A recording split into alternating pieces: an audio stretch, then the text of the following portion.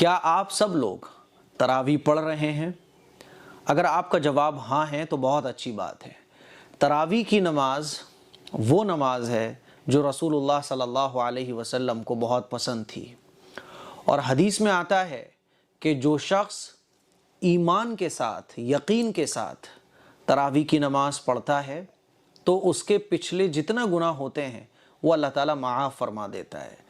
تراویح کی نماز رمضان کے مہینے میں، پورے رمضان کے مہینے میں پڑھنا یہ سنت مؤکدہ ہے۔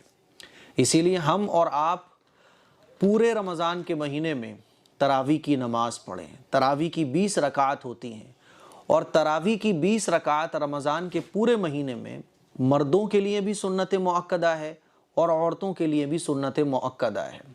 ہماری خواتین تو یہ سمجھتی ہیں کہ تراویح عورتوں کے لیے ہوتی ہی نہیں ہے، مرد حضرات کے لیے ہوتی ہے، حالانکہ ایسا نہیں ہے۔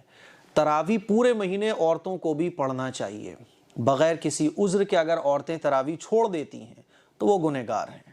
مرد حضرات ہیں تو 90% مرد حضرات ہمارے یہ سمجھتے ہیں کہ بس 5 دن کی پڑھ لو، 10 دن کی پڑھ لو، 15 دن کی تراویح پڑھ لو، اس کے بعد چھٹی۔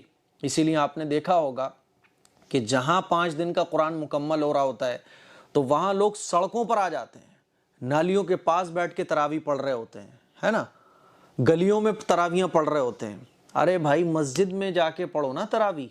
مسجد کے اندر تراویح پڑھنے کا جو مزہ ہے نا، وہ سڑک پہ بیٹھ کے تراویح پڑھنے کا میں نہیں ہے۔ اور پھر 5 دن کی تراویحوں میں کیا کچھ نہیں ہوتا، 10 دن کی تراویحوں میں کیا کچھ نہیں ہوتا، بہت اسپیڈ کے ساتھ قرآن پڑھا جا رہا ہوتا ہے، اور پڑھنے والے جو سڑک پہ پڑھ رہے ہوتے ہیں تو کوئی لیٹا ہوا ہے، کوئی اونگ رہا ہے، کوئی مسالہ کھا رہا ہے، کوئی سپاری کھا رہا ہے۔ تو میرے عزیز بھائیوں، تراویح عبادت ہے، اللہ کو راضی کرنے والی نماز ہے۔ تراویح کے ذریعے ہم اپنے اللہ کو راضی کر رہے ہوتے ہیں، تراویح کے ذریعے ہم ثواب حاصل کر رہے ہوتے ہیں۔ تراویح کوئی بوجھ نہیں ہے، ہم نے اس کو بوجھ بنا لیا کہ نہیں صاحب 5 دن کا پڑھو، اس کے بعد پورے مہینے کی چھٹی۔ رسول اللہ صلی اللہ علیہ وسلم کا مبارک ارشاد ہے کہ رمضان کا مہینہ یہ صبر کا مہینہ ہے، رمضان کا مہینہ یہ مشقت والا مہینہ ہے۔ حضرت عائشہ صدیقہ رضی اللہ تعالیٰ عنہ فرماتی ہیں کہ جب رمضان کا مہینہ آتا تھا تو رسول اللہ صلی اللہ علیہ وسلم بستر کو چھوڑ دیتے تھے، بستر پر نہیں آتے تھے، چھٹی سونے کی، آرام کی چھٹی ایک دم۔ اب رمضان کے مہینے میں اللہ کی عبادت کرنی ہے، اپنے آپ کو تھکانا ہے، اپنے آپ کو لگانا ہے، یہی اللہ کو پسند ہے۔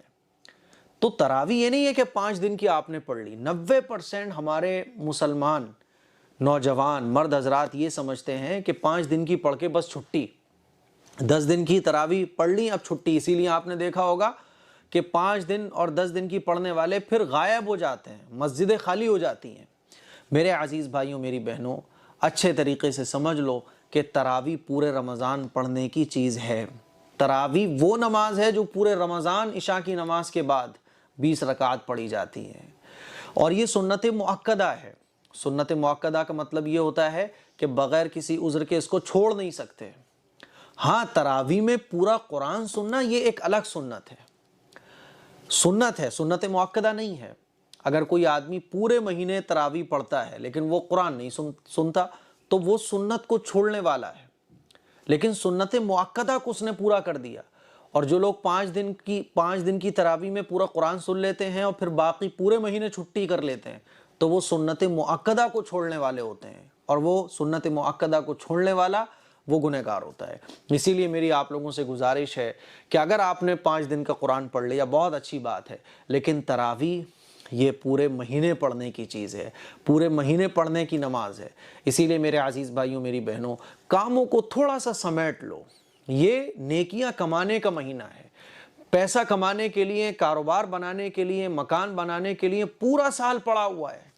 رمضان کا مہینہ یہ ہماری جنت بنانے کا مہینہ ہے، رمضان کا مہینہ یہ ہماری قبر کو نورانی بنانے کا مہینہ ہے، رمضان کا مہینہ یہ مغفرت حاصل کرنے کا مہینہ ہے، رمضان کا مہینہ اللہ کو راضی کرنے کا مہینہ ہے، رمضان کا مہینہ مرنے کے وقت کی سختی کو ختم کرانے کا مہینہ ہے۔ میرے عزیز بھائیوں، میری بہنوں، اسی لیے تراویح کو پڑھو، اہتمام کے ساتھ پڑھو۔